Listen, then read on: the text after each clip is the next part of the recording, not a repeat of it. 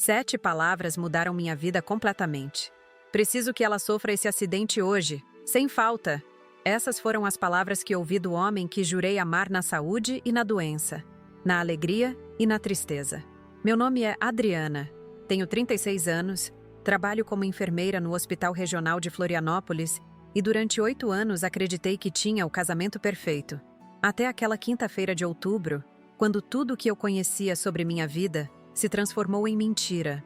Vou contar exatamente como aconteceu, cada detalhe, cada sensação, cada momento que me fez questionar se eu realmente conhecia o homem que dividia a cama comigo todas as noites. Porque quando você escuta seu próprio marido planejando sua morte, o mundo para de fazer sentido e você percebe que estava vivendo uma ilusão. Era 7 da manhã quando despertei com o barulho do despertador. Gustavo já havia saído para a oficina mecânica dele, no centro da cidade. Encontrei um bilhete grudado no espelho do banheiro. Amor, tenha uma viagem maravilhosa. Te amo. Volte logo para casa. Sorri como uma boba, imaginando que ele estava sendo carinhoso porque eu ia passar 3 dias visitando minha irmã em Bombinhas. Que ironia cruel do destino. Preparei minha mala com o cuidado de sempre. Escolhi 3 conjuntos de roupas, produtos de higiene, um livro que estava lendo sobre psicologia comportamental e meu carregador de celular. Coloquei tudo organizado na bagagem azul que ganhei de presente de casamento há tantos anos. Essa mesma mala que me acompanhou em tantas viagens românticas com Gustavo para as praias de Santa Catarina. Tomei meu café da manhã habitual, pão integral com geleia de amora, café preto sem açúcar e uma maçã. Sempre fui metódica em tudo, principalmente depois de trabalhar anos na emergência do hospital. Ali você aprende que os detalhes fazem diferença entre vida e morte. Que coincidência macabra pensar nisso agora, não acham? Às 10 horas em ponto, peguei minha mala, bolsa, chaves do carro e segui para a garagem. Meu Honda Civic prata estava limpo e com tanque cheio, exatamente como Gustavo sempre deixava quando eu ia viajar. Ele cuidava de mim desse jeito há anos. Sempre atencioso, sempre preocupado com minha segurança. Pelo menos era isso que eu pensava. Coloquei a bagagem no porta-malas, ajustei o banco do motorista, liguei o ar-condicionado e sintonizei minha estação de rádio preferida. Tudo perfeitamente normal. Dei ré devagar saindo da garagem da nossa casa no bairro Trindade, onde morávamos há 5 anos. Uma casa simples, mas aconchegante, com jardim pequeno que eu cuidava aos domingos e uma varanda onde fazíamos churrasco para os amigos. Estava dirigindo pela rua há aproximadamente 10 minutos, quando minha mão direita automaticamente foi até a bolsa, procurando as chaves de casa. Tenho esse hábito desde adolescente de conferir se trouxe tudo antes de sair para qualquer lugar. Minha mãe sempre dizia: Adriana, quem não confere 2 vezes volta uma vez. Como ela estava certa sobre tantas coisas. Revirei toda a bolsa. Nada. Abri o porta-luvas. Vazio. Verifiquei os bolsos da calça jeans. Apenas algumas moedas e um papel de bala. As chaves de casa estavam lá, em cima da bancada da cozinha, exatamente onde as deixei depois de tomar café. Senti aquela irritação típica de quem se considera organizada, mas comete uma falha boba dessas.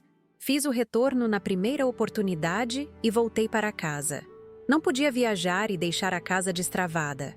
Moramos numa cidade relativamente segura, mas o bairro Trindade tem muitos estudantes universitários e o movimento é intenso durante todo o dia. Melhor não arriscar. Estacionei na frente de casa novamente e caminhei até a porta principal. Foi quando percebi que o carro do Gustavo estava na garagem. Estranho. Ele deveria estar na oficina a essa hora.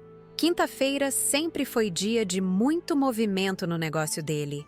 Clientes levando carros para revisão antes do final de semana, entregas de serviços, orçamentos novos.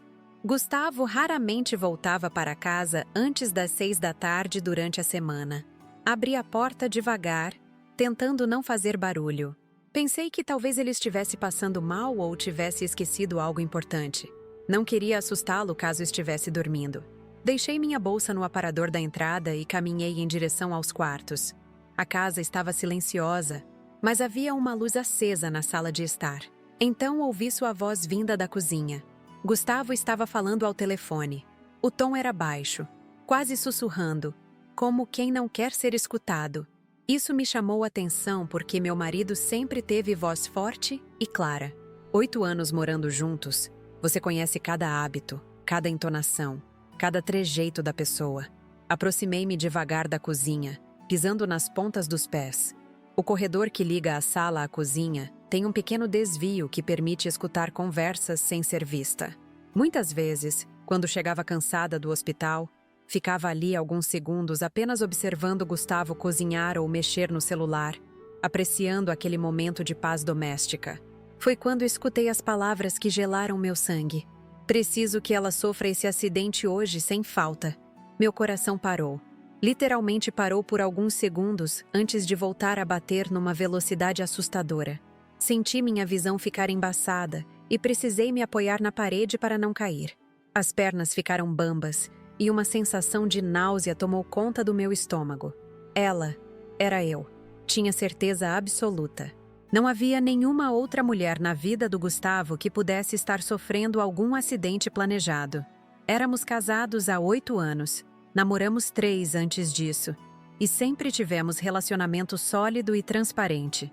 Pelo menos era o que eu acreditava até aquele momento terrível. Gustavo continuou falando, mas agora eu conseguia escutar com mais clareza. Se deixarmos para amanhã, pode ser tarde demais. Ela está viajando hoje mesmo, e essa é nossa única chance. Mão, nossa única chance de quê? De me matar?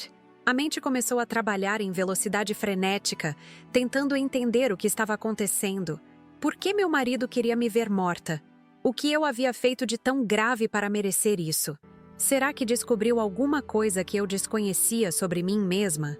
Fiquei ali parada, tentando processar o que acabara de ouvir.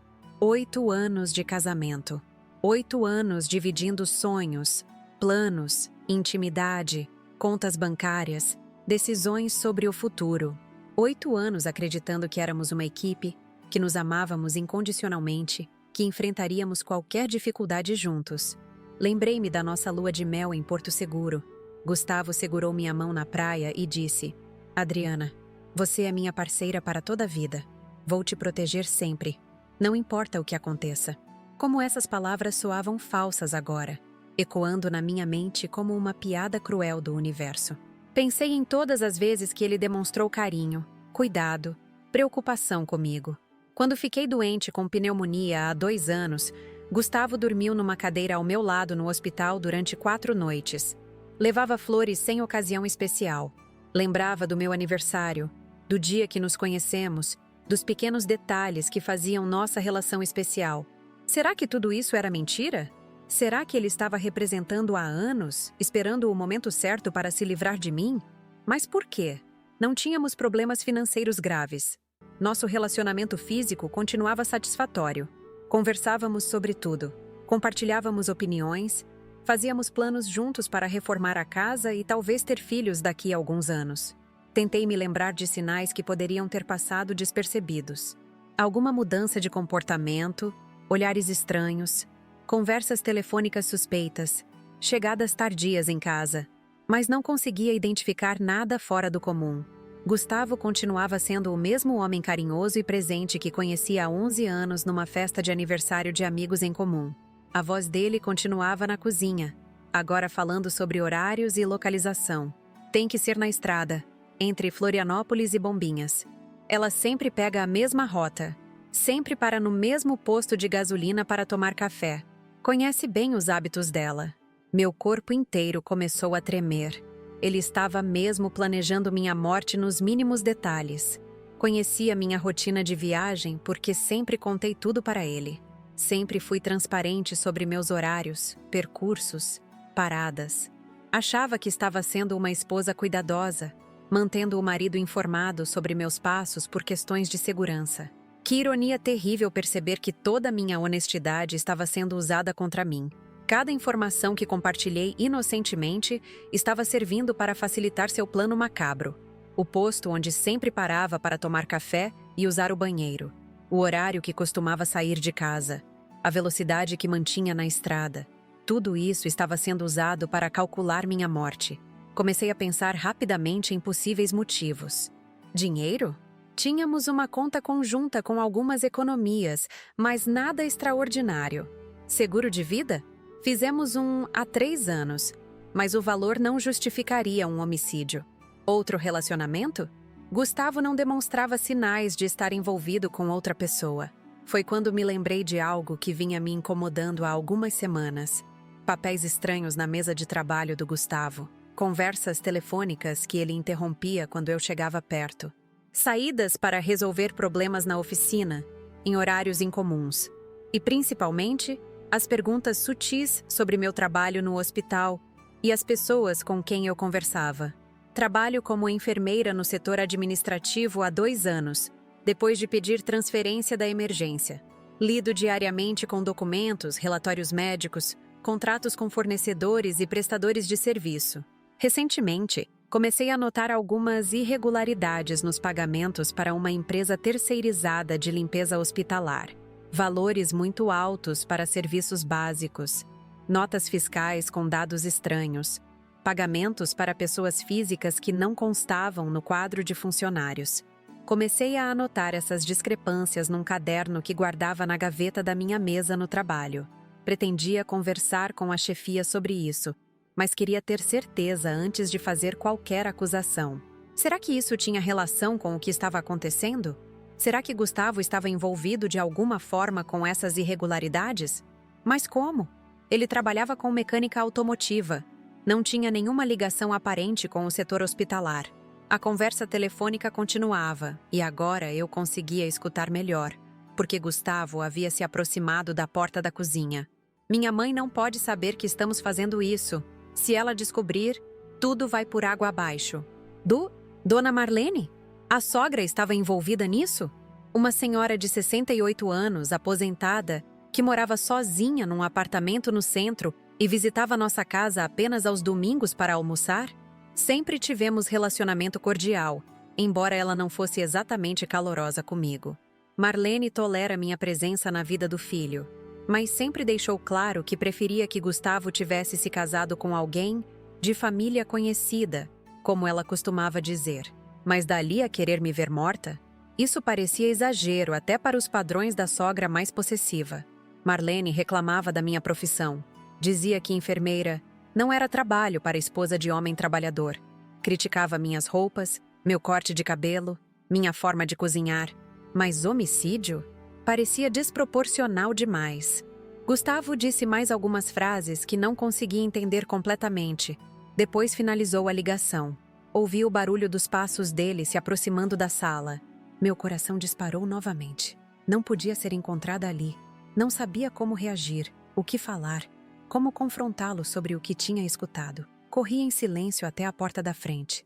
Peguei minha bolsa e saí de casa o mais discretamente possível. Caminhei até o carro tentando parecer normal, como se tivesse acabado de chegar. Abri a porta do motorista e sentei, mas não consegui ligar o motor imediatamente. Minhas mãos tremiam tanto que não conseguia colocar a chave na ignição. Respirei fundo várias vezes tentando me acalmar. Precisava pensar com clareza. Precisava entender o que estava acontecendo antes de tomar qualquer decisão precipitada. Talvez tivesse escutado errado. Talvez fosse algum mal-entendido. Talvez Gustavo estivesse falando sobre outra pessoa, outra situação que eu desconhecia. Mas no fundo sabia que não era isso. A forma como ele mencionou meus hábitos de viagem, o trajeto que sempre faço, o posto onde sempre paro. Não havia dúvida de que a conversa era sobre mim. E pelo tom urgente, o plano seria executado naquele mesmo dia. Fiquei sentada no carro por alguns minutos, tentando decidir o que fazer. Voltar para casa e confrontar Gustavo? Ligar para a polícia? Fugir para algum lugar seguro? Cancelar a viagem? Cada opção parecia ter riscos enormes e consequências imprevisíveis.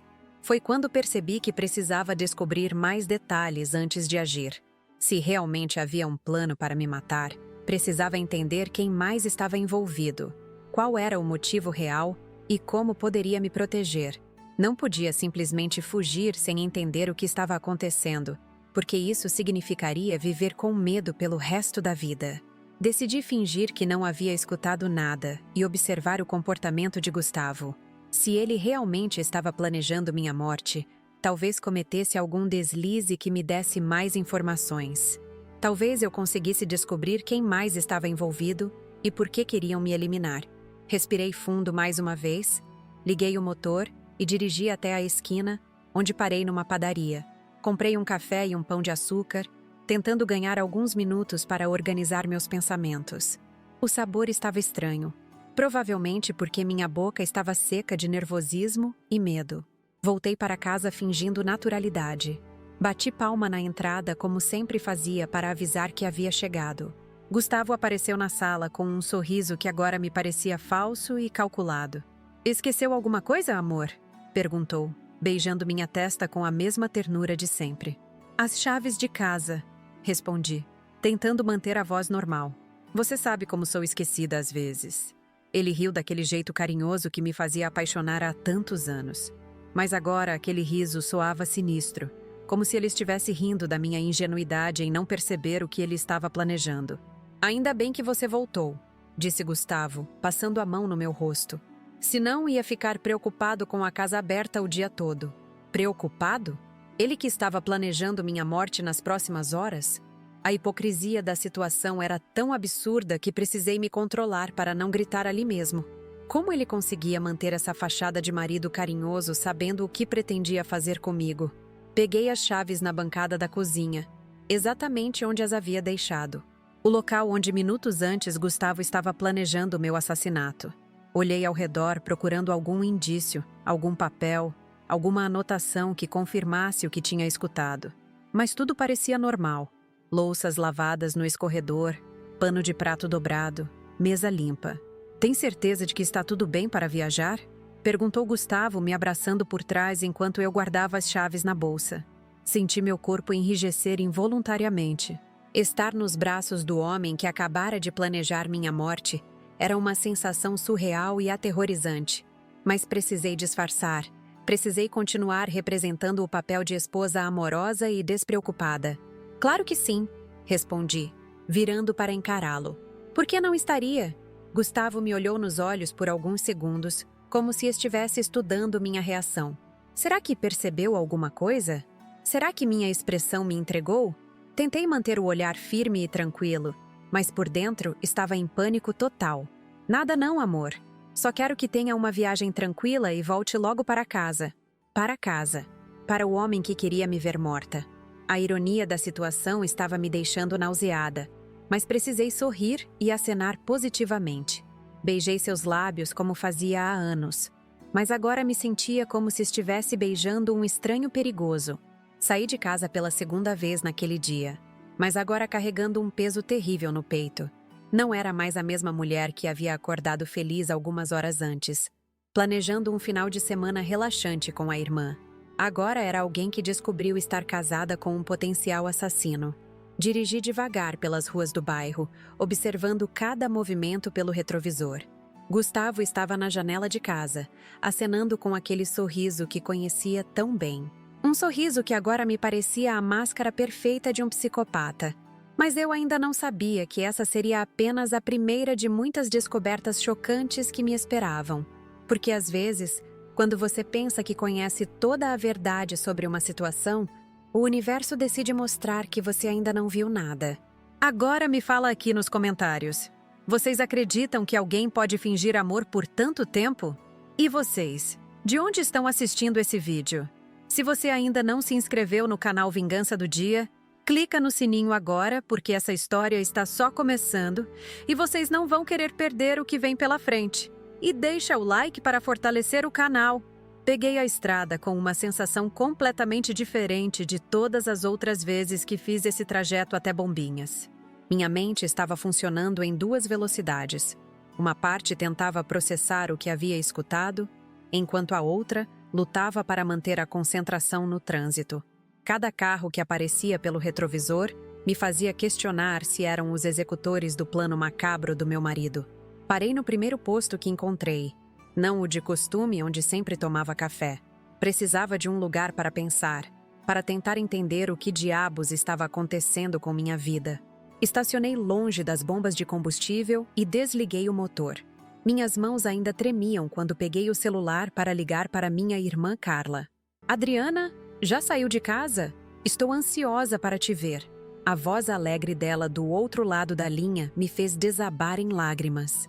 Carla, acho que o Gustavo quer me matar. Falei entre soluços, sem conseguir me controlar. Como assim? O que aconteceu? Você está bem? Onde está? Contei tudo para ela. Cada palavra que escutei, cada sensação, cada suspeita. Carla me conhece desde que nascemos. Somos gêmeas. E sabia quando eu estava inventando alguma coisa ou exagerando uma situação. Desta vez, ela percebeu que eu estava falando sério. Adriana, você precisa ligar para a polícia agora mesmo. Não pode ir para casa. Vem direto para cá. E amanhã vamos na delegacia fazer um boletim de ocorrência. Mas alguma coisa dentro de mim resistia a essa ideia.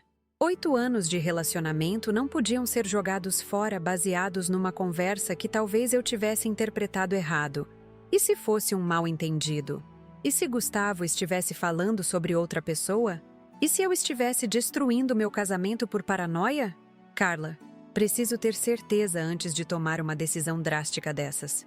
Vou voltar para casa e tentar descobrir mais alguma coisa. Você ficou maluca? Se ele realmente está planejando te matar, você está entregando sua cabeça numa bandeja de prata. Ela estava certa, mas algo me dizia que precisava entender melhor a situação. Talvez fosse curiosidade profissional. Anos trabalhando na emergência me ensinaram a investigar antes de diagnosticar. Ou talvez fosse negação pura, a incapacidade de aceitar que minha vida era uma mentira.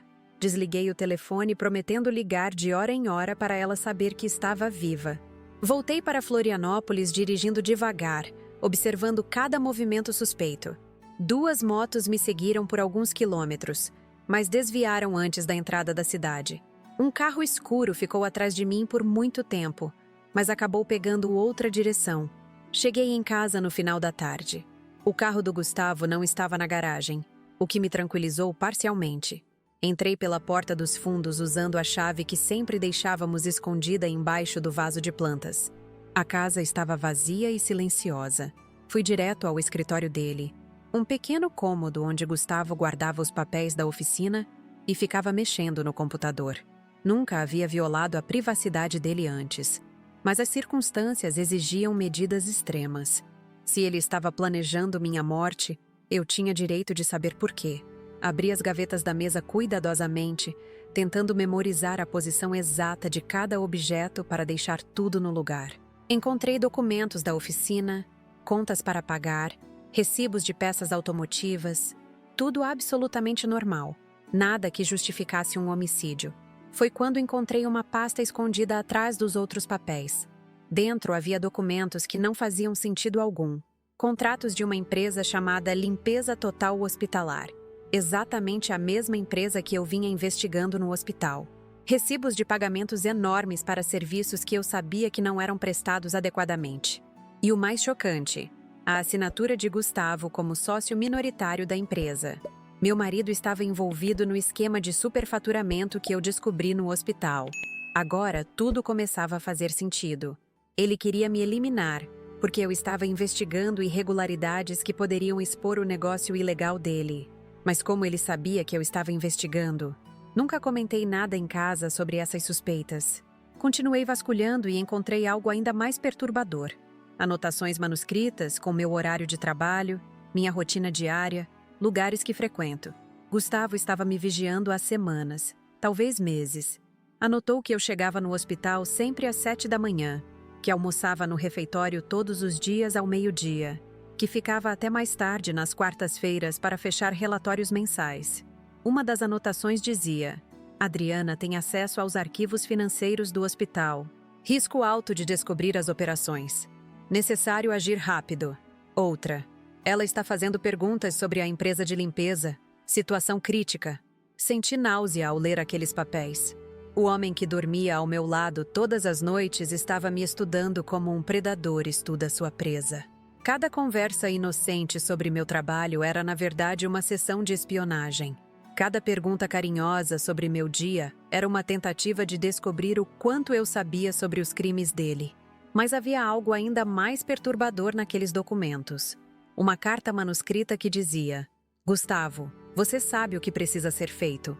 Essa mulher pode destruir tudo o que construímos. Não posso mais conviver com essa ameaça.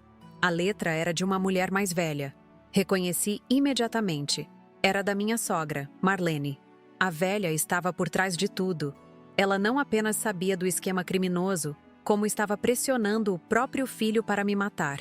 Lembrei da frase que Gustavo falou no telefone. Minha mãe não pode saber que estamos fazendo isso. Será que ele estava resistindo às pressões dela? Será que não queria realmente me fazer mal? Escutei o barulho do portão automático se abrindo. Gustavo havia chegado.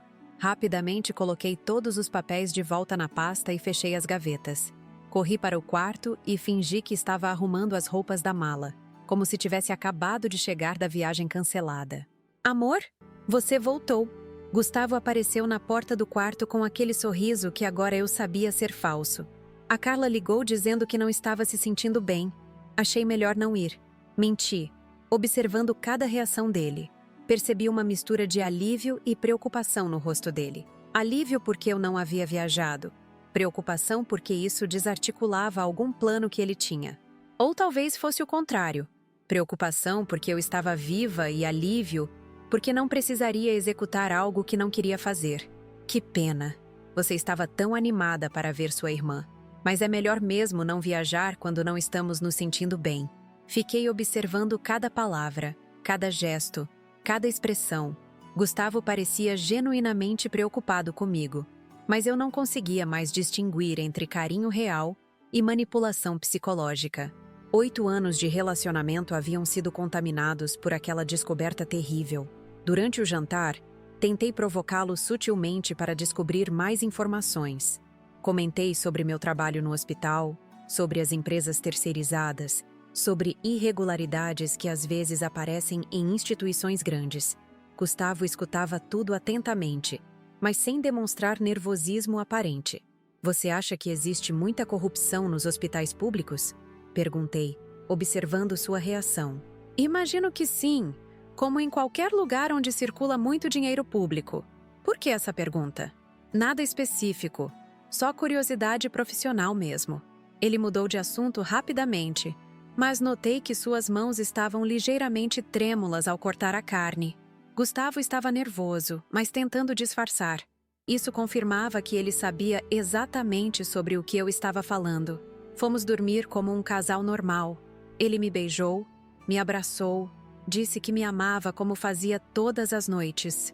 Mas eu permaneci desperta por horas, observando sua respiração, me perguntando se aquele homem ao meu lado era capaz de me matar enquanto dormia.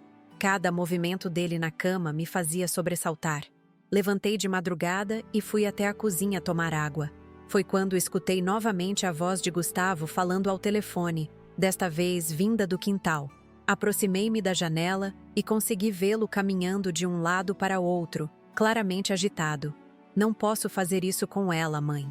A Adriana não merece. Mãe? Ele estava falando com Marlene às 3 da madrugada?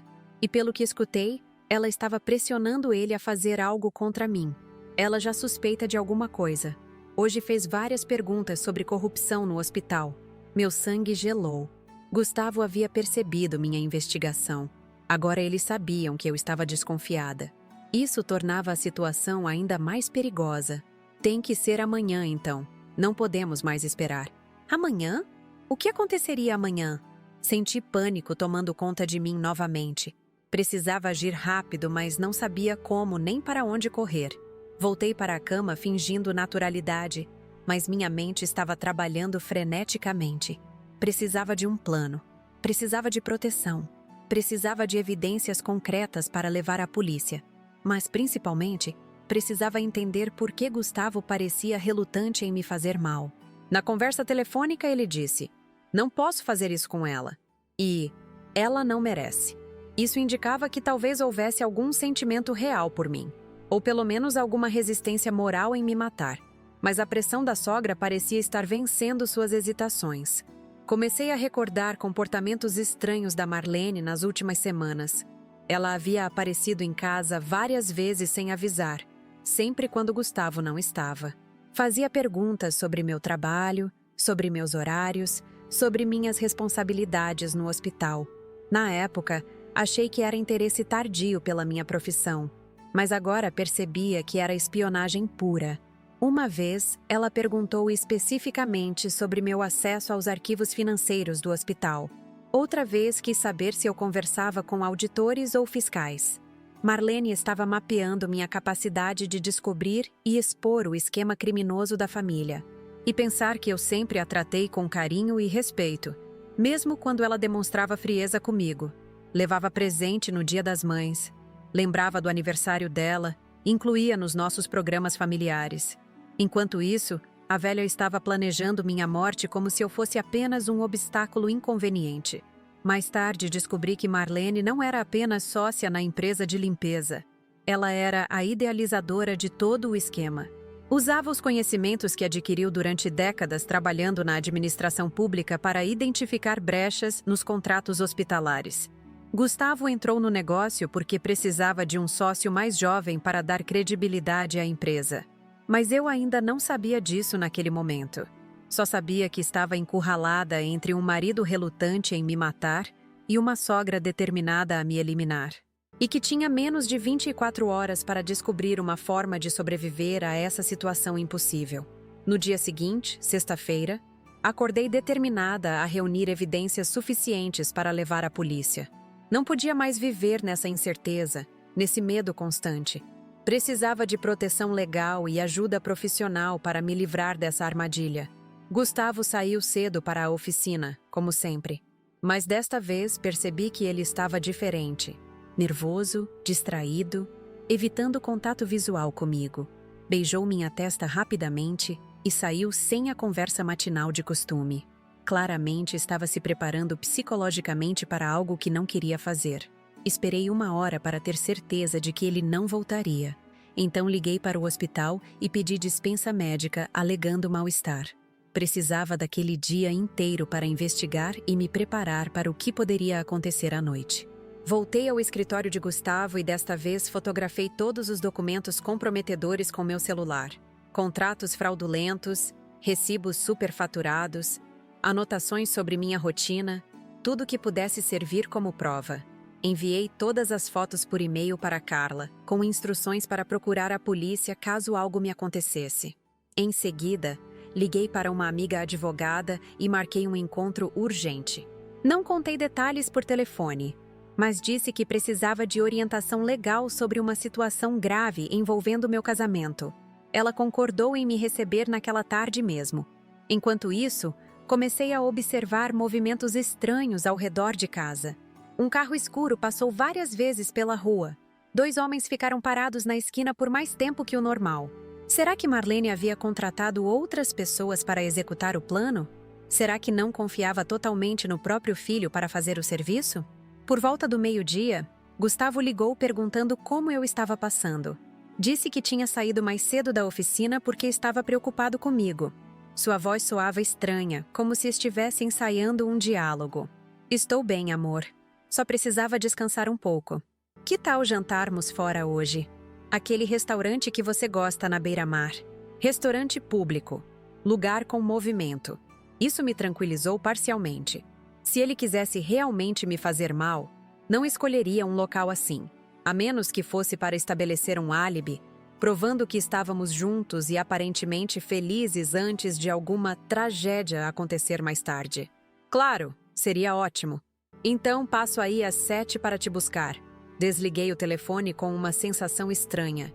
Gustavo parecia estar se forçando a agir normalmente, mas havia algo de despedida na forma como falou comigo. Como se soubesse que aquela seria nossa última conversa como marido e mulher. O resto da tarde passou voando entre a consulta com a advogada, ligações para Carla e preparativos para o que poderia ser meu último dia de vida. A advogada me orientou a procurar a polícia imediatamente, mas também alertou que as evidências que eu tinha poderiam não ser suficientes para uma prisão preventiva. Seria minha palavra contra a deles, e casais sempre podem inventar justificativas para papéis suspeitos em casa. Às 7 em ponto, Gustavo tocou a campainha. Estava vestido com aquela camisa social azul que sempre dizia ficar bonita nele. Cabelo penteado, perfume que ganhei de presente no último aniversário dele. Parecia um homem se preparando para um encontro romântico, não para um assassinato. Fomos ao restaurante de carro. Durante todo o trajeto, observei se éramos seguidos por alguém. Nada suspeito. Gustavo estava silencioso, dirigindo com cuidado, como sempre fazia quando saíamos juntos. Estacionamos no local de sempre. Caminhamos de mãos dadas até a entrada do restaurante. O jantar foi surreal. Gustavo pediu meu prato favorito, vinho que sabíamos que eu gostava, sobremesa que sempre dividíamos. Conversou sobre planos para o final de semana, sobre a reforma que queríamos fazer no banheiro, sobre a viagem que pretendíamos fazer no final do ano. Tudo absolutamente normal, como se não houvesse nada de errado entre nós. Mas eu notava pequenos detalhes que denunciavam seu nervosismo. A forma como mexia constantemente no celular, o jeito como olhava para o relógio a cada poucos minutos, a maneira como evitava me olhar diretamente nos olhos por muito tempo. Gustavo estava representando o papel do marido carinhoso, mas sua linguagem corporal gritava ansiedade e culpa. Adriana, eu queria te dizer uma coisa. Ele começou quando estávamos terminando a sobremesa. Meu coração parou. Era agora. Ele ia confessar tudo. Ou talvez anunciar que havia descoberto minha investigação. Ou quem sabe revelar que sabia que eu tinha escutado a conversa telefônica. Eu te amo muito. Você sabe disso, né? Independente do que aconteça, quero que você sempre se lembre disso. Independente do que aconteça? Que tipo de frase era essa? Parecia uma despedida definitiva, um pedido de perdão antecipado. Como se ele soubesse que eu descobriria algo terrível sobre ele em breve. Gustavo, está tudo bem? Você está estranho hoje. Estou bem, só... Às vezes a gente pensa na vida, sabe? Em como tudo pode mudar rápido. Voltamos para casa em silêncio.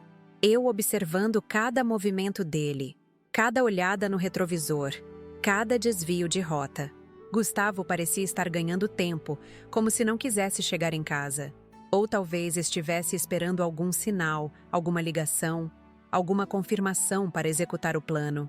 Quando chegamos, havia um carro estacionado em frente à nossa casa. Reconheci imediatamente. Era o carro da Marlene. Que diabos a sogra estava fazendo ali àquela hora?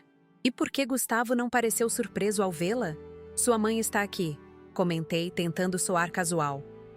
Ela disse que passaria aqui hoje à noite. Ele sabia que ela viria. Isso fazia parte do plano. Marlene estava ali para supervisionar ou participar do que quer que estivesse programado para acontecer comigo.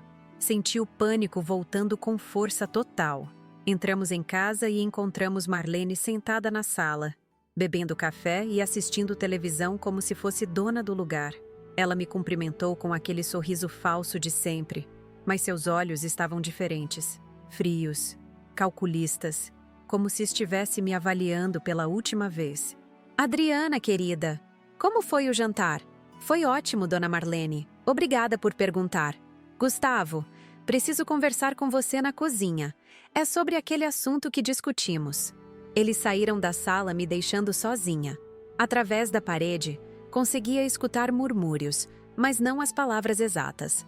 Marlene parecia estar dando instruções finais para o filho. O tom era autoritário, como se estivesse cobrando algo que ele deveria ter feito há muito tempo. Foi quando meu telefone vibrou. Uma mensagem de texto de um número desconhecido. Saia de casa agora. Você está em perigo. Um amigo. Meu sangue gelou. Alguém estava tentando me avisar. Mas quem? Como essa pessoa sabia o que estava acontecendo? Seria uma armadilha para me fazer sair de casa e facilitar o trabalho dos assassinos? Olhei pela janela e vi o carro escuro que havia notado durante o dia estacionado algumas casas adiante. 2 homens estavam dentro dele, observando nossa casa. Agora tinha certeza. Marlene havia contratado executores profissionais. O plano não dependia mais apenas de Gustavo. As vozes na cozinha ficaram mais altas. Consegui escutar Marlene gritando: "Você tem que decidir agora. É ela ou nossa família?" E foi aí que escutei a resposta de Gustavo que mudaria tudo. A resposta de Gustavo ecoou pela casa como um tiro. "Não vou deixar você machucar a Adriana. Encontrei outra solução." Fiquei petrificada. Outra solução? Gustavo estava me defendendo da própria mãe? Minha mente começou a reformular toda a situação. Talvez eu tivesse interpretado tudo errado desde o princípio. Talvez ele não fosse o vilão da história. Escutei passos pesados vindo em direção à sala. Marlene apareceu primeiro, com o rosto vermelho de raiva e os punhos cerrados. Atrás dela, Gustavo parecia abatido, como alguém que acabara de tomar uma decisão muito difícil. Adriana, querida. Marlene falou com uma voz doce que não combinava com sua expressão furiosa. Preciso ir embora agora. Foi um prazer jantar com vocês. Ela beijou meu rosto com aqueles lábios frios de sempre, mas desta vez senti algo diferente. Era como se estivesse se despedindo definitivamente, não apenas da noite, mas de mim para sempre. Seus olhos me fitaram por alguns segundos a mais que o normal, como se estivesse gravando minha imagem na memória. Gustavo a acompanhou até o portão. Através da janela, vi os dois conversando intensamente ao lado do carro dela. Marlene apontava o dedo para o rosto do filho, claramente contrariada com alguma decisão que ele havia tomado. Por fim, ela entrou no veículo e partiu fazendo o motor roncar alto demais, típico comportamento de quem está furiosa. Quando Gustavo voltou para casa, seu semblante era de alguém que acabara de enfrentar um furacão. Sentou ao meu lado no sofá e ficou em silêncio por vários minutos, apenas segurando minha mão e olhando para o nada. Gustavo, o que está acontecendo? Vocês dois pareciam estar discutindo algo muito sério. Ele me olhou com uma expressão que nunca havia visto antes. Era uma mistura de medo, tristeza e determinação, como se tivesse acabado de tomar a decisão mais importante da vida dele. Adriana, preciso te contar uma coisa muito grave. Mas antes, quero que você saiba que tudo o que vou falar é para te proteger. Meu coração disparou novamente. Proteção? Então ele realmente sabia de algum perigo que eu corria? Talvez minha interpretação da conversa telefônica estivesse completamente equivocada. Minha mãe descobriu que você anda investigando irregularidades no hospital. Ela está desesperada porque ela é a dona da empresa que está roubando o dinheiro público. A bomba explodiu na minha cabeça. Marlene era a mentora do esquema criminoso? A velhinha aparentemente inofensiva que tomava chá conosco todos os domingos era uma criminosa profissional? Gustavo, como assim? Sua mãe sempre foi funcionária pública aposentada. Ela não tem conhecimento para montar um esquema desses. Tem sim.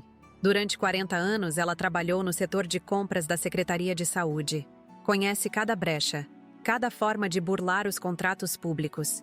Quando se aposentou, resolveu usar esse conhecimento para enriquecer.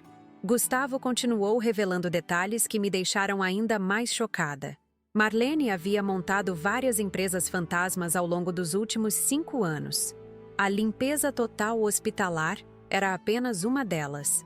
Ela ganhava licitações usando informações privilegiadas e depois prestava serviços bem abaixo do que era contratado, embolsando a diferença. E você? Como se envolveu nisso? Ela me chantageou.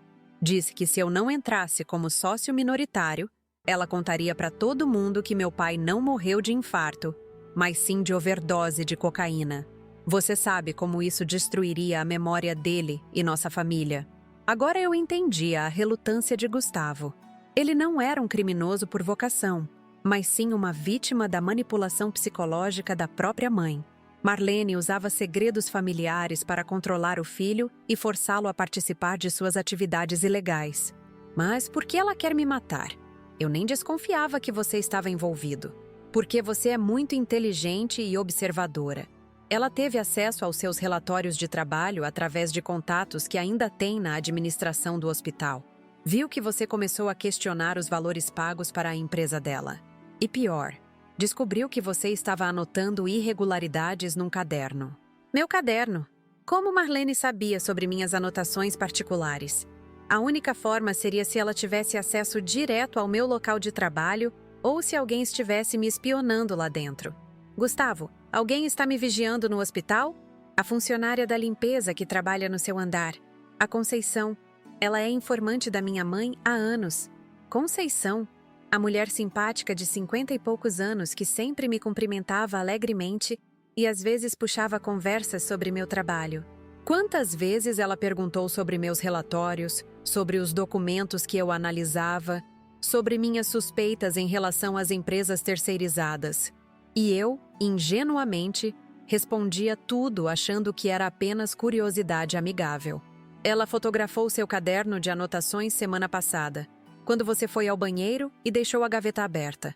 Minha mãe viu as evidências que você reuniu e entrou em pânico. Disse que você poderia destruir tudo. A frieza calculista de Marlene me impressionava. Ela havia infiltrado uma espiã no meu ambiente de trabalho, monitorado minha investigação particular e decidido me eliminar quando percebeu que eu estava chegando perto demais da verdade. Tudo isso enquanto fingia ser a sogra chata, mas inofensiva. E o plano para me matar? Como vocês iriam fazer? Gustavo baixou a cabeça, claramente envergonhado do que estava prestes a revelar. Não era para te matar de verdade. Era para simular sua morte e te colocar no programa de proteção à testemunha. Espera, simular? Programa de proteção? Minha mente demorou alguns segundos para processar essa informação completamente nova. Como assim simular? Minha mãe contratou 2 homens para te sequestrar na estrada para Bombinhas. Eles iam encenar um acidente de carro e depois sumir com seu corpo. Todo mundo pensaria que você morreu, mas na verdade você seria levada para um lugar seguro em outro estado. Agora eu estava completamente perdida. Por que Marlene montaria um plano tão elaborado para me manter viva se seu objetivo era me eliminar? Porque ela não é apenas criminosa, é também muito inteligente. Sabia que se você morresse de verdade logo depois de começar a investigar irregularidades no hospital, isso chamaria a atenção das autoridades. Sua morte seria investigada a fundo e, eventualmente, levariam até o esquema dela.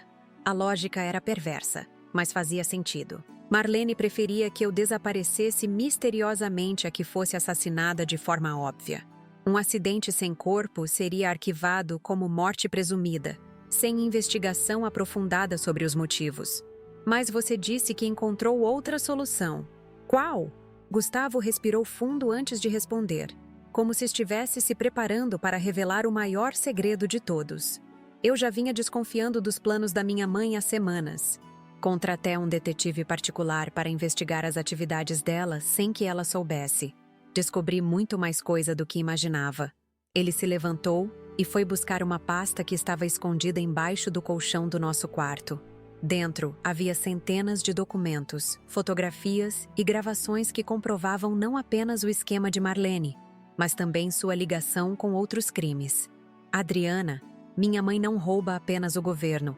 Ela tem conexões com traficantes de drogas, lavagem de dinheiro e até assassinatos encomendados. A mulher que eu pensava conhecer é, na verdade, uma criminosa profissional há décadas. As evidências eram esmagadoras. Fotografias de Marlene se encontrando com pessoas claramente perigosas. Gravações de conversas onde ela discutia crimes como se fosse uma empresária falando de negócios normais. Documentos bancários mostrando movimentações financeiras gigantescas em contas secretas. Como você conseguiu tudo isso sem ela perceber? O detetive que contratei se especializou em investigar crimes de colarinho branco. Ele tem contatos na Polícia Federal e no Ministério Público. Conseguiu autorização judicial para interceptar as comunicações da minha mãe. Gustavo me mostrou então o plano que havia elaborado para nos proteger.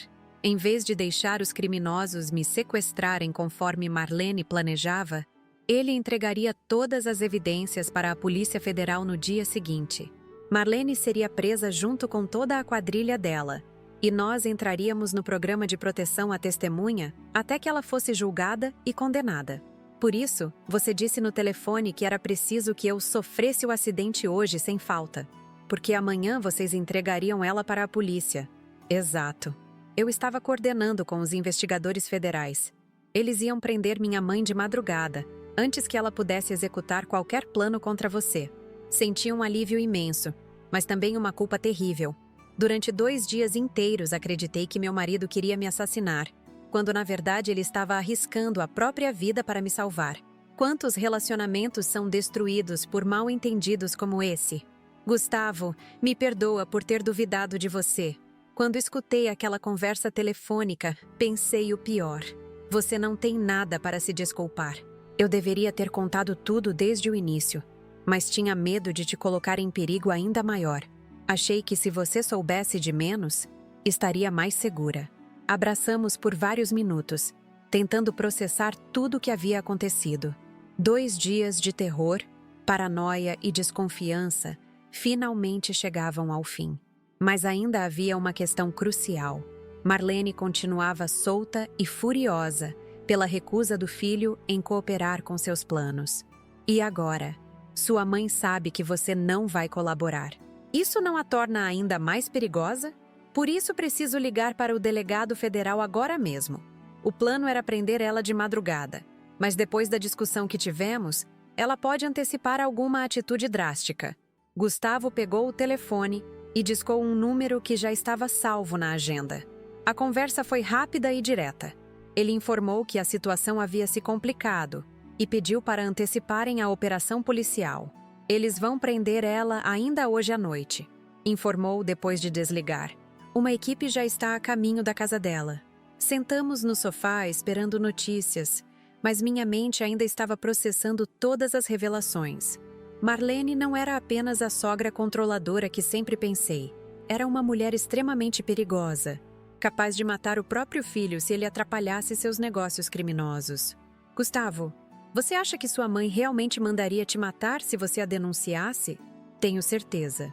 Encontrei evidências de que ela já eliminou outras pessoas que ameaçaram expor suas operações, inclusive um contador que trabalhava para ela e começou a fazer chantagem. A dimensão do perigo que corríamos era muito maior do que eu imaginava. Não estávamos lidando apenas com corrupção e roubo de dinheiro público. Estávamos enfrentando uma organização criminosa comandada por uma mulher que não hesitava em matar para proteger seus interesses. Por volta das 11 da noite, o telefone de Gustavo tocou.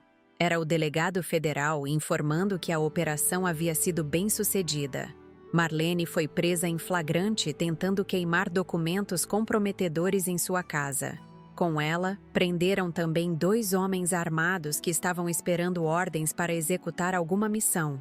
Eram os mesmos homens do carro escuro que vinha observando nossa casa, explicou Gustavo após desligar. Minha mãe os contratou para te matar caso o plano de sequestro não funcionasse. Senti um arrepio ao saber que estive tão perto da morte sem nem perceber. Se Gustavo não tivesse conseguido convencer as autoridades a agir rapidamente, eu provavelmente não estaria viva para contar essa história. Nas semanas seguintes, descobrimos a extensão completa do império criminoso que Marlene havia construído ao longo dos anos.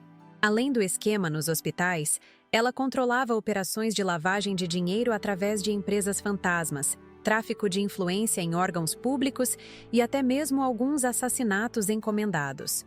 O mais chocante foi descobrir que ela havia começado a vida criminosa ainda quando era funcionária pública ativa. Durante décadas, usou sua posição privilegiada para vender informações sigilosas, favorecer empresas em licitações e desviar recursos públicos. A aposentadoria apenas liberou ela para expandir suas atividades ilegais, sem se preocupar com fiscalização interna. Gustavo teve que depor várias vezes como testemunha colaborador. Revelou tudo o que sabia sobre as operações da mãe, forneceu evidências que havia coletado secretamente e ajudou a polícia a desmantelar toda a rede criminosa. Foi um processo doloroso para ele, mas necessário. Eu sempre soube que minha mãe era autoritária e controladora. Ele me disse numa dessas noites após voltar da delegacia. Mas nunca imaginei que fosse uma assassina profissional. O julgamento de Marlene durou quase 1 ano. Ela foi condenada a 45 anos de prisão por formação de quadrilha, peculato, lavagem de dinheiro, corrupção ativa e mandato de assassinato. Os outros membros da organização também receberam penas pesadas. Durante todo esse período, permanecemos no programa de proteção à testemunha. Mudamos de cidade, assumimos novos nomes e reconstruímos nossa vida longe de Santa Catarina. Foi difícil deixar tudo para trás, mas necessário para nossa segurança. Você se arrepende de ter me protegido? Perguntei para Gustavo numa tarde, enquanto organizávamos nossa nova casa. Jamais. Você é mais importante para mim que qualquer coisa, inclusive minha própria família. Hoje, 5 anos depois, ainda vivemos com identidades falsas numa pequena cidade do interior do Rio Grande do Sul. Gustavo montou uma nova oficina mecânica e eu trabalho como enfermeira no hospital local. É uma vida simples, mas honesta e segura. Às vezes ainda tenho pesadelos com Marlene. Acordo assustada, imaginando que ela conseguiu fugir da prisão e está vindo atrás de nós. Mas Gustavo sempre está ali para me tranquilizar, me lembrando que ela nunca mais poderá nos fazer mal. A experiência nos ensinou que nem sempre as pessoas são o que parecem. A sogra, aparentemente inofensiva, era uma criminosa perigosa. O marido, que pensei estar tentando me matar, estava na verdade arriscando tudo para me salvar. E eu, que me considerava apenas uma enfermeira comum, acabei sendo a peça-chave para desmantelar uma das maiores organizações criminosas de Santa Catarina. Mas principalmente, descobrimos que o amor verdadeiro resiste a qualquer teste, até mesmo aos mal-entendidos mais graves. A primeira semana no programa de proteção à testemunha foi um pesadelo constante. Nos levaram para uma casa segura em Caxias do Sul, longe de tudo que conhecíamos. Perdemos nossos nomes, nosso endereço, nossos empregos, nossos amigos. Era como se nossa vida anterior tivesse sido apagada com uma borracha gigante. Gustavo se tornou Carlos Henrique Silva. Eu virei Patrícia Regina Souza. Nomes comuns, sem personalidade, escolhidos especificamente para nos fazer passar despercebidos numa multidão. Recebemos documentos falsos, históricos profissionais inventados e instruções rígidas sobre como nos comportar na nova identidade. Vocês não podem jamais mencionar Santa Catarina, Florianópolis ou qualquer detalhe da vida anterior, alertou a agente federal responsável pelo nosso caso. Uma única informação verdadeira pode comprometer toda a operação e colocar vocês em risco mortal. Durante as primeiras noites, Gustavo acordava gritando. Sonhava que Marlene havia escapado da prisão e estava batendo na nossa porta com uma arma na mão. Eu também não conseguia dormir direito, sobressaltando com qualquer ruído estranho na rua. Vivíamos num estado de alerta constante, como animais selvagens fugindo de predadores. A agente federal, uma mulher de 40 anos chamada Teresa, nos visitava diariamente para acompanhar nossa adaptação. Ela explicou que casos como o nosso eram raros. Geralmente as vítimas do programa de proteção eram criminosos arrependidos, não pessoas inocentes que descobriram esquemas por acaso. O esquema da Marlene era muito mais sofisticado do que vocês imaginam, Teresa nos revelou numa dessas visitas. Ela não roubava apenas hospitais. Descobrimos conexões com desvio de merenda escolar, superfaturamento em obras públicas e até tráfico internacional de órgãos. Tráfico de órgãos? Meu estômago embrulhou ao escutar essa informação. A mulher que sentava na minha mesa de jantar todos os domingos estava envolvida com algo tão monstruoso. Como uma pessoa consegue viver dupla vida de forma tão convincente? Encontramos evidências de que ela usava contatos no hospital onde você trabalha para identificar pacientes em estado terminal sem família. Depois vendia informações sobre esses casos para uma quadrilha que trafica órgãos para outros países. Senti náusea pensando em quantos pacientes que passei nos corredores do hospital podem ter sido vítimas do esquema macabro da Marlene. Pessoas vulneráveis, sozinhas, que confiaram no sistema de saúde e acabaram sendo exploradas pela ganância de uma criminosa sem escrúpulos. Gustavo ficou ainda mais abalado com essas revelações. Descobrir que a própria mãe estava envolvida em crimes tão hediondos foi um golpe devastador para ele. Durante semanas, recusou-se a sair de casa ou conversar com qualquer pessoa além de mim e da agente federal. Como é que eu não percebi nada durante todos esses anos? Ele se questionava constantemente. Que tipo de filho sou para não notar que minha mãe era uma assassina? Tentei consolá-lo explicando que pessoas como Marlene são especialistas em manipulação psicológica. Elas conseguem esconder sua verdadeira natureza, até mesmo daqueles mais próximos. Mas Gustavo carregava uma culpa profunda, como se fosse parcialmente responsável pelos crimes que ela cometeu. Teresa nos informou que o julgamento seria longo e complexo, envolvendo múltiplas jurisdições e crimes que se estendiam por mais de uma década. Marlene havia construído uma verdadeira empresa do crime, com ramificações em vários estados e até conexões internacionais. Vocês vão ter que depor pelo menos umas 10 vezes ao longo do processo, alertou a agente. Cada depoimento será numa cidade diferente, sempre com escolta policial e máxima segurança. Os primeiros depoimentos foram traumáticos. Ver Marlene sentada no banco dos réus, usando aquele terno sóbrio de senhora respeitável, me dava arrepios. Ela me olhava com ódio puro nos olhos, como se eu fosse culpada por ter destruído seu império criminoso. Durante meu testemunho, ela sussurrava palavras que não conseguia entender, mas que claramente eram ameaças. Gustavo sofreu ainda mais durante seu depoimento. Marlene tentou manipulá-lo emocionalmente, fingindo estar magoada pela traição do filho. Chegou a chorar nos momentos em que sabia que as câmeras estavam focadas nela, representando o papel de mãe abandonada pelos próprios filhos. Gustavo, meu amor, como você pode fazer isso comigo? Ela dramatizou durante uma das audiências. Depois de tudo que fiz por você. Mas o promotor tinha evidências demais para que essa encenação funcionasse. Apresentou gravações onde Marlene discutia friamente o assassinato de pessoas que atrapalhavam seus negócios. Mostrou documentos que comprovavam desvio de milhões de reais em recursos públicos. Exibiu fotografias dela se encontrando com traficantes e assassinos profissionais. Uma das gravações mais chocantes foi de uma conversa entre Marlene e um dos capangas dela, discutindo minha eliminação como se fosse um problema administrativo qualquer. A enfermeira está se tornando muito inconveniente. A voz dela dizia na gravação: precisa ser removida permanentemente, mas sem deixar rastros que levem até nós. Quer que pareça acidente ou que ela simplesmente desapareça? Acidente é muito arriscado. Melhor fazer ela sumir mesmo. Joga no rio depois de uns dias. Escutar Marlene planejando minha morte com tanta frieza foi devastador. Durante anos convivi com essa mulher. Respeitei ela como sogra. Incluí ela nos nossos momentos familiares. E o tempo todo ela era capaz de me matar sem sentir remorso algum. Teresa nos explicou que Marlene havia começado a vida criminosa ainda jovem, quando trabalhava como estagiária na prefeitura aos 20 anos.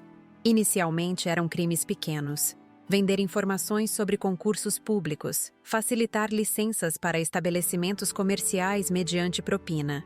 Mas com o passar dos anos, ela foi se envolvendo em esquemas cada vez mais sofisticados e violentos. Encontramos evidências de pelo menos 15 homicídios encomendados por ela ao longo de 3 décadas. Revelou a agente durante uma de nossas conversas. A maioria eram pessoas que descobriram irregularidades ou tentaram fazer chantagem. 15 assassinatos. A mulher que me dava conselhos sobre relacionamento conjugal e reclamava da comida que eu cozinhava era uma serial killer disfarçada. Como alguém consegue matar tantas pessoas e ainda manter a aparência de avó bondosa? O processo judicial durou 18 meses. Durante esse período, nossa vida ficou completamente suspensa. Não podíamos trabalhar oficialmente, fazer novos amigos ou estabelecer qualquer rotina normal. Vivíamos numa espécie de limbo, esperando que a justiça fizesse seu papel para podermos recomeçar. Gustavo desenvolveu depressão severa e precisou de acompanhamento psicológico intensivo. Descobrir que sua mãe era uma assassina e que ele havia sido manipulado durante anos foi um trauma psicológico profundo. Algumas noites ele chorava durante horas, se culpando por não ter percebido os sinais. Se eu tivesse prestado mais atenção, poderia ter evitado que tantas pessoas morressem. Ele se lamentava constantemente. Eu também precisei de terapia para lidar com todo o estresse pós-traumático. Ter minha vida ameaçada, descobrir que vivia cercada de criminosos e perder completamente minha identidade foram golpes brutais na minha saúde mental. Desenvolvi síndrome do pânico e ataques de ansiedade que duravam horas. Durante uma das sessões terapêuticas, descobri algo que me chocou ainda mais. Marlene havia tentado me envenenar lentamente ao longo do último ano. Os exames toxicológicos que fizeram quando entramos no programa de proteção mostraram traços de arsênico no meu sangue. Ela vinha colocando pequenas doses de veneno no café que tomávamos juntas aos domingos, explicou Teresa. Doses insuficientes para matar imediatamente, mas que causariam problemas de saúde graves ao longo do tempo. Lembrei-me de que nos últimos meses vinha sentindo fadiga constante, dores de estômago frequentes e quedas de cabelo inexplicáveis. Procurei médicos várias vezes, mas os sintomas eram vagos demais para um diagnóstico claro. Agora descobria que estava sendo envenenada sistematicamente pela própria sogra. A frieza calculista de Marlene era impressionante. Ela conseguia me abraçar, perguntar sobre minha saúde e ainda colocar veneno na minha bebida com a tranquilidade de quem oferece açúcar no café. Quanto tempo ela planejava continuar me envenenando antes de partir para métodos mais diretos? Gustavo ficou destroçado ao saber dessa informação. Perceber que sua mãe estava tentando matar sua esposa lentamente, bem na frente dele, foi o golpe final na relação entre os dois. A partir daquele momento, ele parou completamente de visitá-la na prisão e cortou qualquer tipo de contato. Ela deixou de ser minha mãe no momento em que decidiu te fazer mal. Ele declarou numa das nossas conversas com Teresa. Não tenho mais família sanguínea, mas tenho você, que vale mais que qualquer parente. O julgamento final aconteceu num fórum de Porto Alegre, com segurança máxima e imprensa do país inteiro acompanhando. O esquema de Marlene havia se tornado um caso nacional, símbolo da corrupção sistêmica que assola o setor público brasileiro. Durante a leitura da sentença, Marlene manteve aquela postura orgulhosa e desafiadora que sempre a caracterizou. Mesmo condenada a 45 anos de prisão, ela não demonstrou arrependimento ou remorso. Pelo contrário, me olhava com ódio, como se eu fosse responsável por sua queda. A ré Marlene Santos Oliveira é considerada culpada pelos crimes de formação de quadrilha, peculato, corrupção ativa, lavagem de dinheiro, tráfico de órgãos, mandato de assassinato e tentativa de homicídio qualificado, anunciou o juiz. A pena total é de 45 anos de reclusão em regime fechado, sem possibilidade de progressão para regime semiaberto pelos primeiros 15 anos. Quando escutei a sentença, senti uma mistura de alívio e tristeza.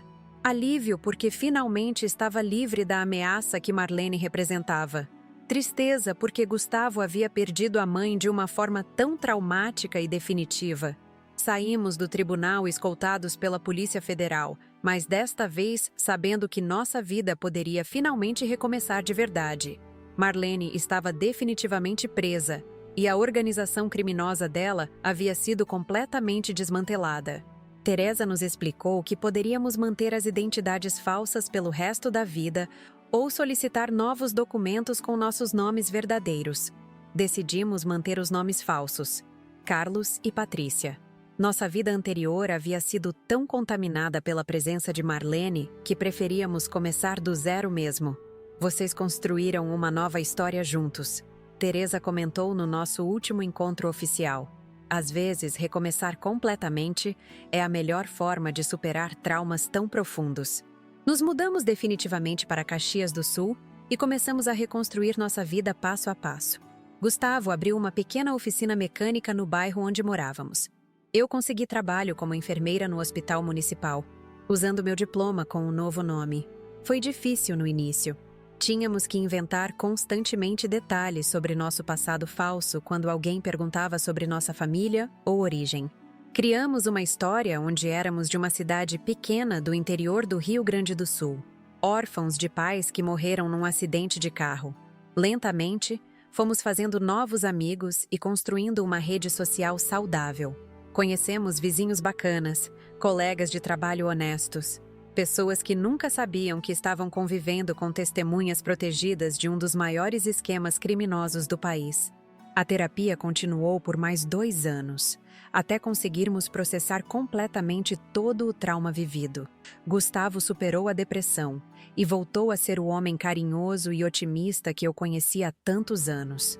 Eu consegui controlar os ataques de pânico e recuperar a confiança nas pessoas ao meu redor.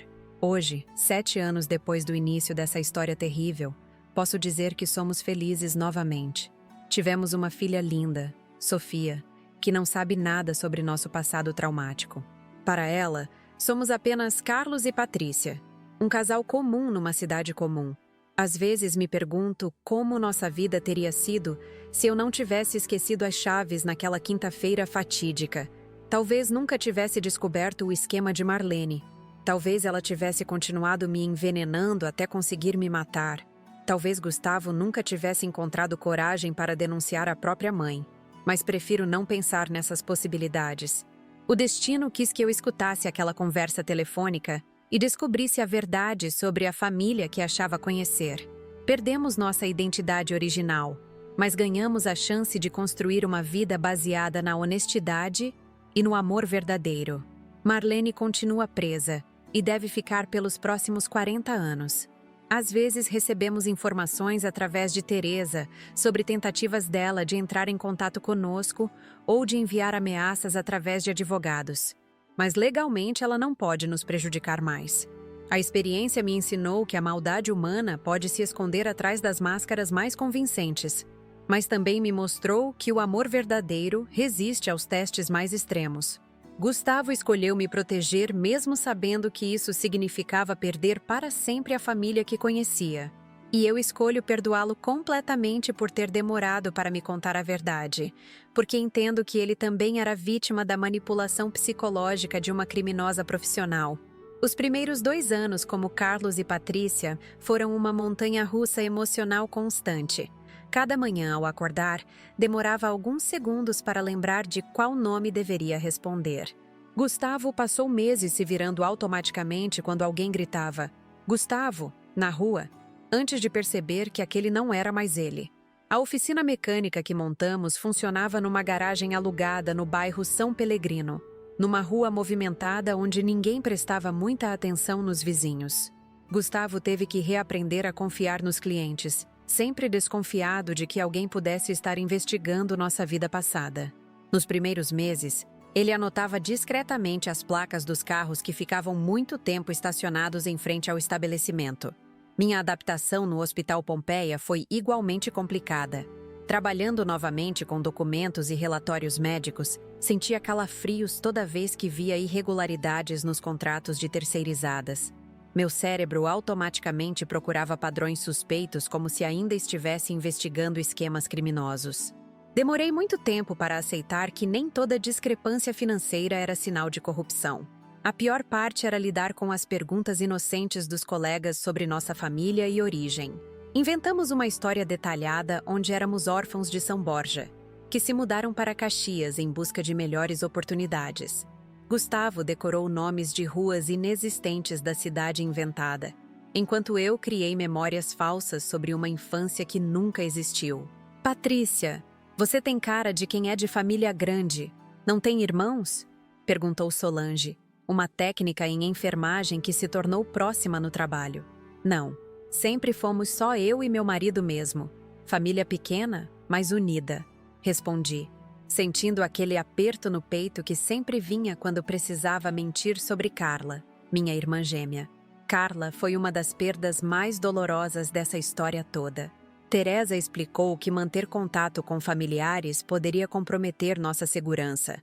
Então tivemos que cortar relações com todas as pessoas da vida anterior. Minha irmã recebeu uma ligação oficial informando que estávamos bem e seguros, mas que não poderíamos mais ter contato por tempo indeterminado. Saber que Carla estava sofrendo achando que algo terrível havia acontecido comigo era uma tortura constante. Às vezes sonhava com ela me procurando desesperadamente, imaginando que eu havia morrido ou sido sequestrada. Teresa prometeu que depois do julgamento final tentaria autorizar um encontro controlado, mas isso nunca aconteceu. Gustavo também perdeu contato com 2 irmãos mais novos que moravam em outras cidades e não sabiam dos crimes da mãe. Para eles, Gustavo simplesmente desapareceu sem deixar rastros. Imagine o desespero de não saber se seu irmão está vivo ou morto, sem ter como investigar porque a própria mãe está presa por assassinato. Será que meus irmãos acham que eu morri? Gustavo se questionava nas noites de insônia. Ou será que descobriram sobre a Marlene e acham que eu era cúmplice? Essas dúvidas o atormentavam constantemente, mas Teresa sempre alertava que qualquer tentativa de contato poderia expor nossa localização e colocar outras pessoas em risco. Marlene tinha conexões perigosas que poderiam tentar vingar a prisão dela, eliminando quem ajudou a derrubá-la. 6 meses depois da mudança para Caxias do Sul, descobri que estava grávida. Foi uma surpresa completa porque não estávamos tentando ter filhos. Nossa vida ainda estava muito instável para pensar em expandir a família. Mas quando vi o resultado positivo do exame, senti uma alegria inexplicável. Era como se o universo estivesse nos dando uma chance de criar algo genuinamente nosso em meio a tanto caos. A gravidez trouxe novos desafios para nossa situação. Precisei de acompanhamento pré-natal completo, mas usando documentos falsos. Os médicos pediam histórico médico familiar que obviamente não podíamos fornecer. Inventamos doenças hereditárias inexistentes e omitimos informações importantes sobre nossa saúde genética real. Patrícia, você tem algum caso de diabetes na família? Perguntou a obstetra durante uma consulta de rotina. Não que eu saiba, doutora. Meus pais morreram muito novos e não deixaram muitos registros médicos. Mentir sobre questões de saúde durante a gravidez era aterrorizante. E se nossa filha nascesse com algum problema que poderíamos ter prevenido se os médicos soubessem nosso histórico real? Mas Teresa garantiu que, em casos extremos, eles conseguiriam acesso aos nossos prontuários verdadeiros sem comprometer nossa identidade.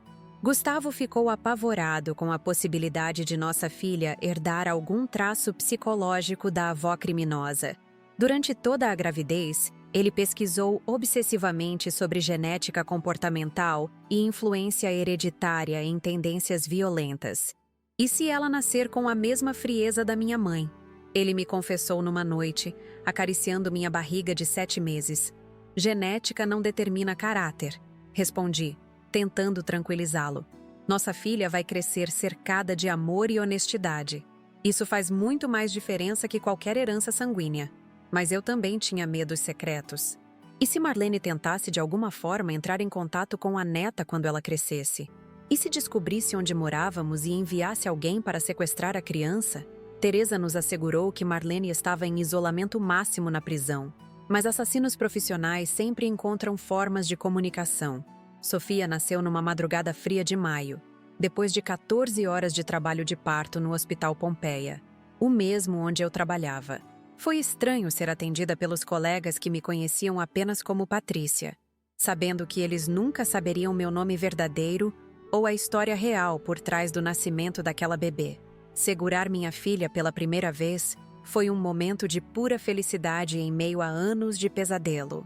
Sofia tinha os olhos de Gustavo e meu nariz, uma combinação perfeita dos nossos traços, sem lembrar em nada a aparência da avó criminosa. Era como se o universo tivesse garantido que ela fosse completamente nossa, livre da influência genética de Marlene. Ela é perfeita, Gustavo sussurrou com lágrimas nos olhos. Nossa pequena Sofia nunca vai saber o quão terrível foi o mundo antes dela chegar. Decidimos que Sofia cresceria conhecendo apenas nossa versão da história. Para ela, somos Carlos e Patrícia desde sempre. Nossos pais morreram num acidente quando éramos jovens. Não temos outros familiares vivos. E construímos nossa vida juntos, através de muito trabalho e amor. Uma história simples, limpa, sem criminosos ou programas de proteção à testemunha. Os primeiros anos da maternidade foram intensos por várias razões. Além dos desafios normais de cuidar de um recém-nascido, eu vivia constantemente alerta para qualquer sinal de perigo. Cada pessoa estranha que olhava muito tempo para Sofia no supermercado me deixava em pânico. Cada ligação de número desconhecido poderia ser uma ameaça. Gustavo desenvolveu comportamentos obsessivos de proteção, instalou câmeras de segurança em volta da casa, verificava 3 vezes se todas as portas estavam trancadas antes de dormir e sempre carregava um spray de pimenta no bolso. Nossa vida familiar era amorosa, mas permeada por uma paranoia constante que demorou anos para diminuir. Quando Sofia fez 2 anos, recebemos uma ligação inesperada de Teresa. Marlene havia sido encontrada morta na cela da prisão, aparentemente vítima de suicídio. Deixou uma carta onde confessava todos os crimes e isentava Gustavo de qualquer culpa, pedindo perdão pelos anos de manipulação psicológica. Gustavo, meu filho, perdoe uma mãe que escolheu o caminho errado. Você sempre foi melhor que eu e merece ser feliz com sua família. Não deixe meus erros mancharem o resto da sua vida. A morte de Marlene trouxe sentimentos contraditórios. Alívio porque a ameaça havia desaparecido definitivamente. Tristeza porque Gustavo perdeu a mãe de forma tão trágica, mesmo depois de tudo que ela havia feito. culpa por sentir alívio com a morte de outra pessoa, independente de quão terrível ela fosse. Ela era minha mãe. Gustavo chorou durante o velório que assistimos de longe, sem nos identificar. Por mais criminosa que fosse, ainda era a mulher que me criou e cuidou de mim quando criança. Respeitei o luto dele sem julgamentos. Compreendi que é possível sentir amor e ódio simultaneamente pela mesma pessoa, especialmente quando se trata de família. Marlene foi uma mãe presente durante a infância de Gustavo, antes de se revelar uma assassina na idade adulta. Com a morte da sogra, Teresa nos ofereceu a possibilidade de retomar nossas identidades originais. A principal ameaça havia desaparecido e os outros membros da organização criminosa estavam presos ou mortos. Tecnicamente, não precisávamos mais viver como Carlos e Patrícia, mas decidimos manter os nomes falsos. Nossa vida como Adriana e Gustavo havia sido contaminada por traumas tão profundos que preferíamos deixá-la enterrada no passado. Como Carlos e Patrícia, construímos uma história baseada em amor, honestidade e recomeço. Por que voltar a ser pessoas que carregavam tanto sofrimento?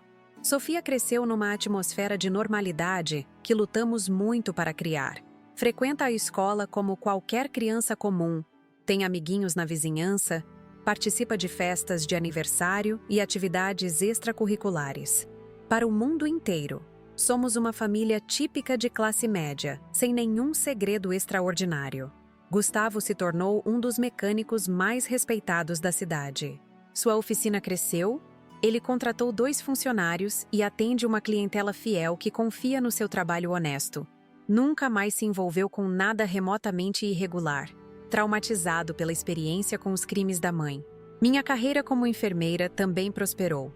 Me especializei em cuidados paliativos e hoje coordeno uma equipe que atende pacientes terminais no hospital. Ironicamente, trabalho dando dignidade aos últimos momentos de vida das pessoas. O oposto do que Marlene fazia ao lucrar com o sofrimento alheio.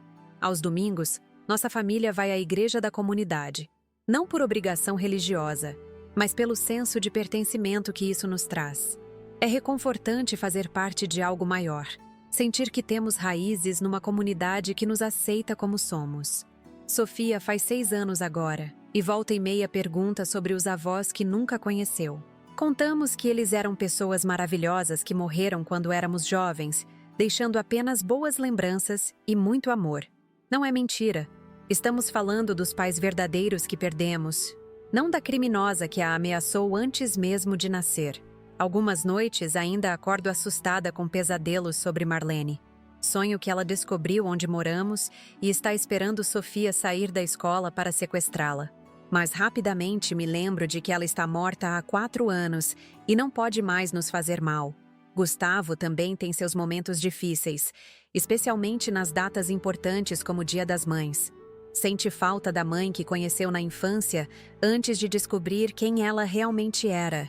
Às vezes, visita o túmulo dela em Porto Alegre, levando flores e pedindo perdão por não ter conseguido salvá-la de si mesma.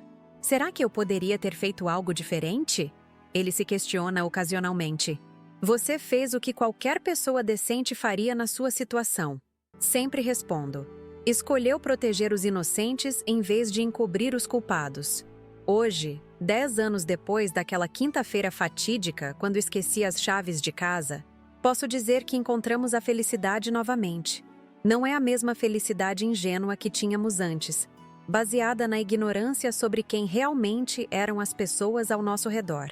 É uma felicidade mais madura, construída sobre verdade, superação e amor testado pelas piores adversidades. Sofia representa nossa vitória sobre o mal que quase destruiu nossas vidas. Ela é pura, inocente, cheia de sonhos e possibilidades. Quando a vejo brincar no quintal ou rir assistindo desenhos animados, me lembro de que valeu a pena toda a dor que passamos para chegar até aqui.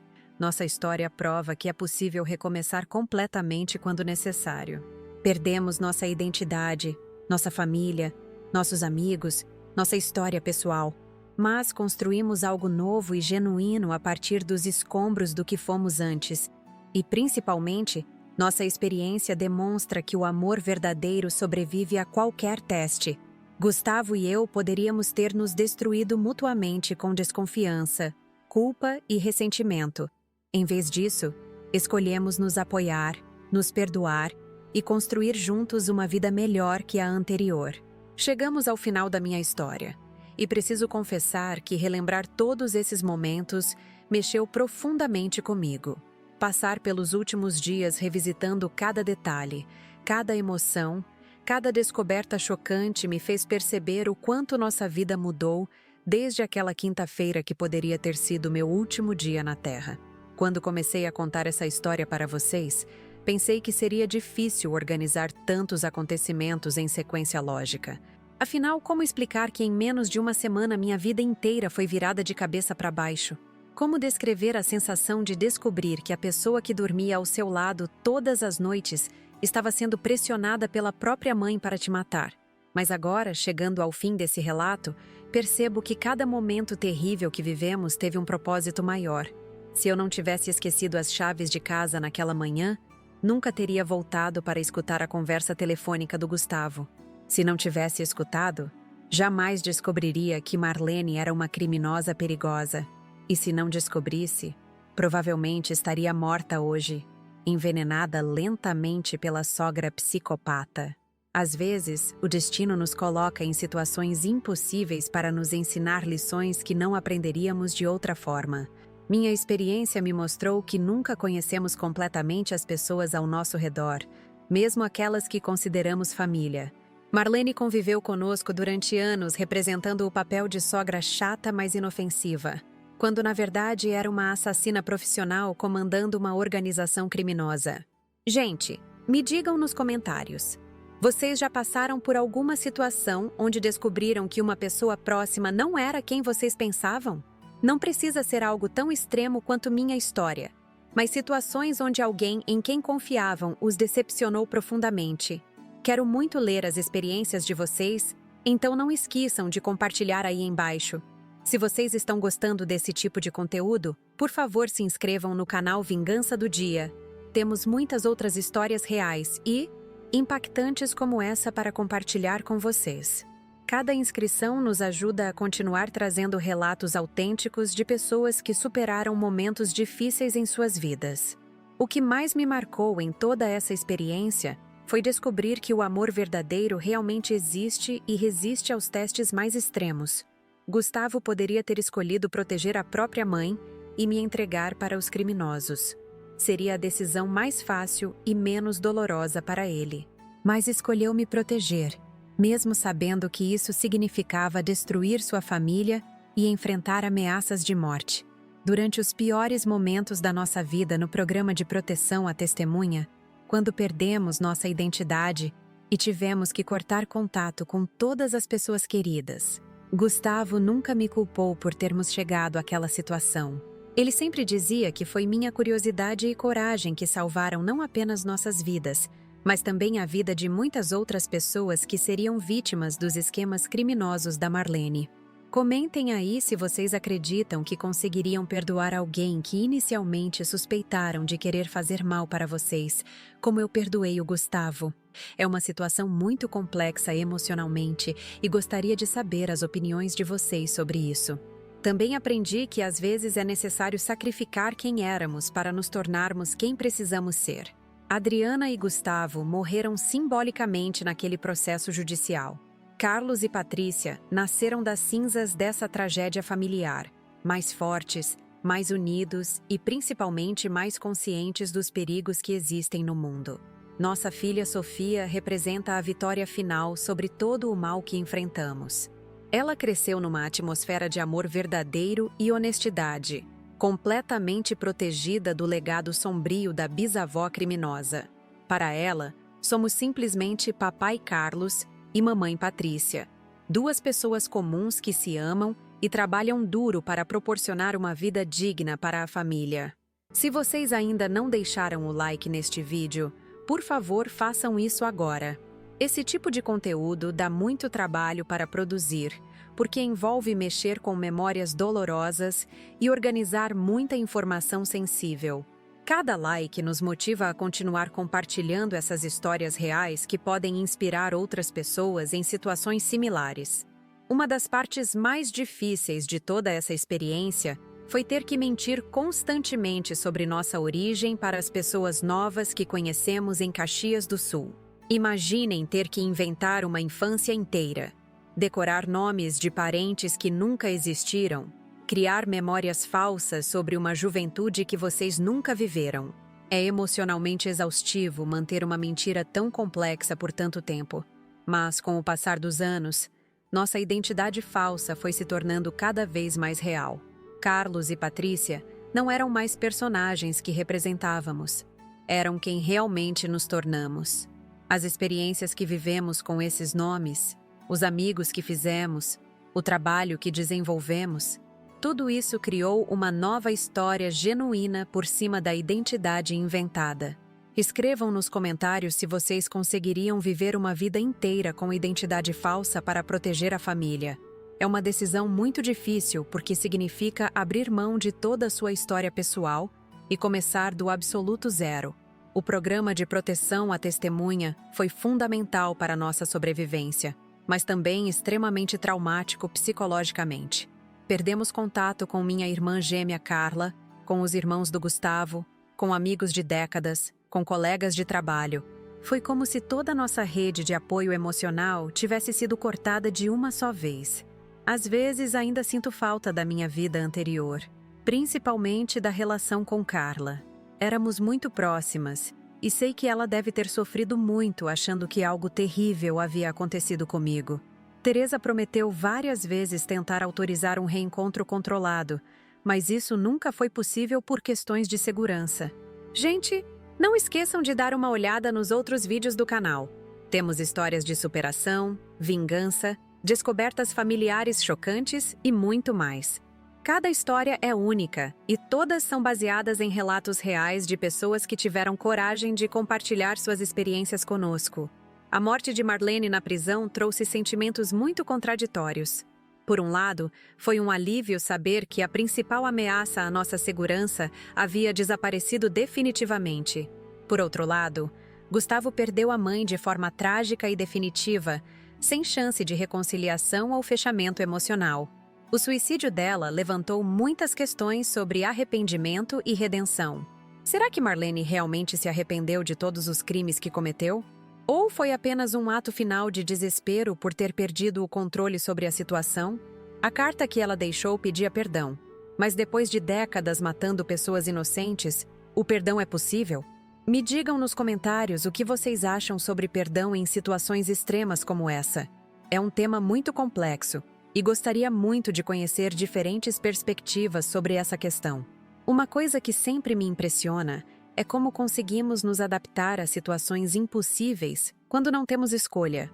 No início, achei que nunca conseguiria viver com identidade falsa, mentir sobre meu passado, cortar contato com todas as pessoas queridas. Mas a necessidade de sobrevivência e proteger nossa família nos deu forças que não sabíamos que tínhamos. Nossa experiência também me ensinou a valorizar pequenos momentos de felicidade que antes passavam despercebidos. Um jantar tranquilo em família, uma tarde de domingo sem preocupações, a risada inocente da Sofia brincando no quintal, tudo isso ganhou um significado muito mais profundo depois de quase perdermos a vida.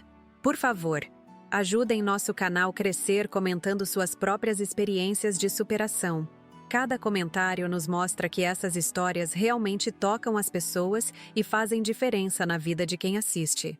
Além disso, comentários ajudam o algoritmo a mostrar nosso conteúdo para mais pessoas que podem se beneficiar dessas mensagens de esperança.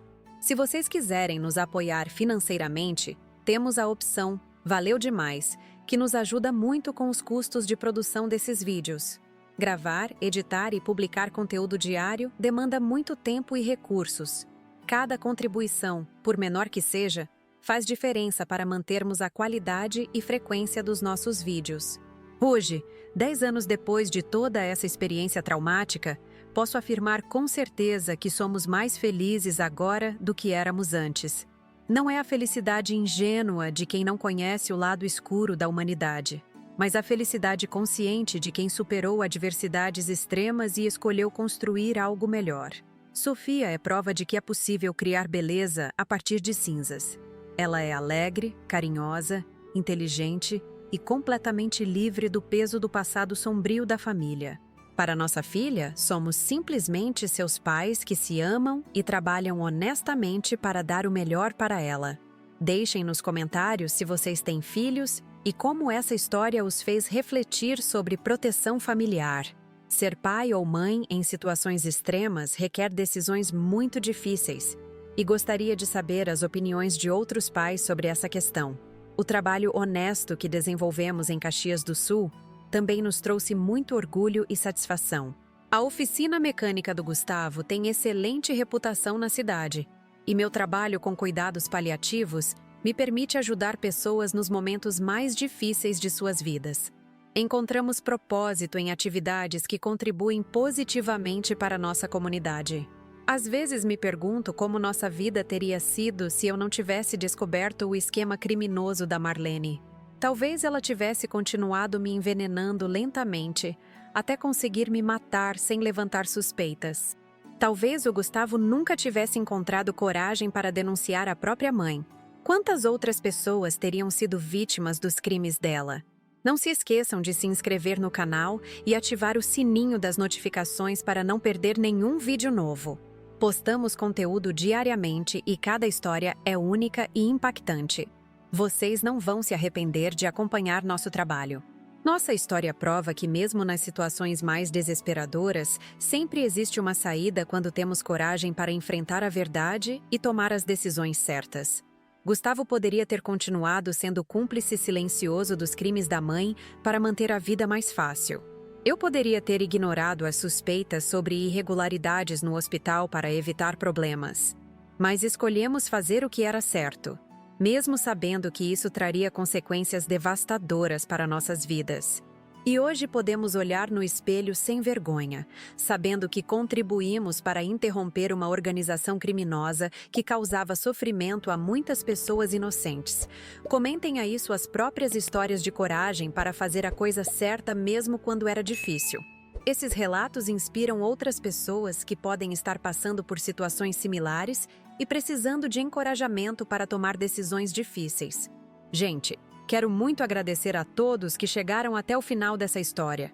Sei que foi longa e intensa, mas era importante contar todos os detalhes para vocês entenderem a complexidade emocional de tudo que vivemos. Espero que nossa experiência possa inspirar, alertar, ou pelo menos entreter aqueles que dedicaram tempo para escutar. Se puderem, usem a função "Valeu demais" para nos ajudar a manter o canal ativo com vídeos diários.